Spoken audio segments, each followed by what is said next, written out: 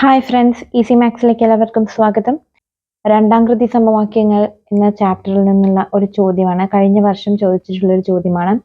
ഒരു എണ്ണൽ സംഖ്യയുടെ വർഗത്തിൽ നിന്ന് അതേ സംഖ്യയുടെ 6 മടങ്ങ് കുറച്ചപ്പോൾ 187 കിട്ടി. അപ്പോൾ ആ സംഖ്യയിലെ എക്സ് എന്നെടുത്ത് രണ്ടാം കൃതി സമവാക്യം രൂപീകരിക്കുക, അതുപോലെ സംഖ്യ കണ്ടുപിടിക്കുക എന്നാണ് പറഞ്ഞിരിക്കുന്നത്. അപ്പൊ തന്നിരിക്കുന്ന കാര്യങ്ങൾ എന്തൊക്കെയാണ്? രണ്ടാം കൃതി സമവാക്യം ഇത് നമ്മൾ സംഖ്യയെ എക്സ് ആയിട്ട് എടുത്താൽ സംഖ്യയുടെ വർഗം എന്ത് വരും? വർഗം എന്ന് പറയുന്നത് എക്സ് സ്ക്വയർ ആയിരിക്കും.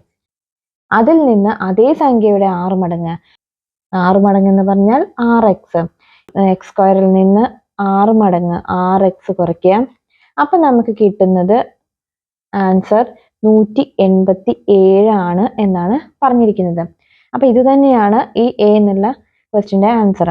ഇനി രണ്ടാമത്തെ ചോദ്യം പറഞ്ഞിരിക്കുന്നത് സംഖ്യ കണ്ടുപിടിക്കാനാണ്, അതായത് എക്സ് എന്താണെന്ന് കണ്ടുപിടിക്കാനാണ് പറഞ്ഞിരിക്കുന്നത്.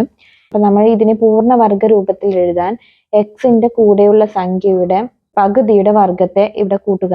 അതായത് എക്സിന്റെ കൂടെയുള്ള സംഖ്യ 6, 6ന്റെ പകുതി 3. അപ്പൊ നമ്മളിവിടെ കൂട്ടേണ്ടത് 3 സ്ക്വയർ, അതായത് 9 ഇവിടെ കൂട്ടേണ്ടത്. രണ്ട് സൈഡിലും, ഒരു സൈഡിൽ മാത്രം കൂട്ടിയാൽ പോരാ, രണ്ട് സൈഡിലും 9 കൂട്ടാം. അപ്പൊ നമുക്ക് എന്ത് കിട്ടി? X square minus 6x plus 9 equal to 187 plus 9 എന്ന് പറഞ്ഞാൽ 196 എന്ന് കിട്ടും. അപ്പോൾ x square minus 6x plus 9നെ നമുക്ക് എങ്ങനെ എഴുതാം? എക്സ് മൈനസ് 3 ഹോൾ സ്ക്വയർ എന്ന് എഴുതാം, അല്ലെ? X minus 3 whole square equal to 196 എന്ന് എഴുതാം. എക്സ് മൈനസ് 3 ഈക്വൽ ടു ഇവിടുത്തെ സ്ക്വയർ കളയുമ്പോൾ നമുക്ക് ഇവിടെ റൂട്ട് ഇടാം, 196.